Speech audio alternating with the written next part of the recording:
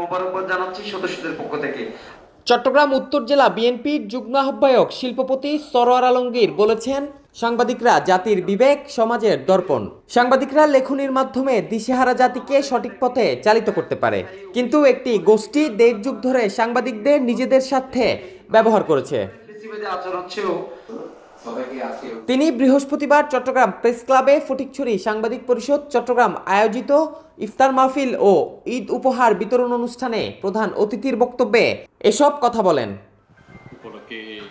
সংগঠনের সভাপতি রতনকান্তি দেবাশিসের সভাপতিত্বে ও সাধারণ সম্পাদক ওয়াহিদ জামানের সঞ্চালনায় অনুষ্ঠিত সভায় প্রধান বক্তা ছিলেন চট্টগ্রাম প্রেস ক্লাবের সদস্য সচিব জাহিদুল করিম কোচি।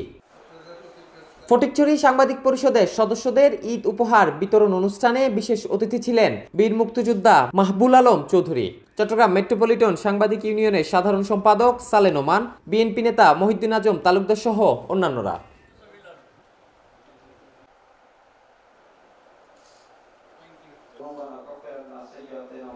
Desk report, Chattala 24, Chittagong.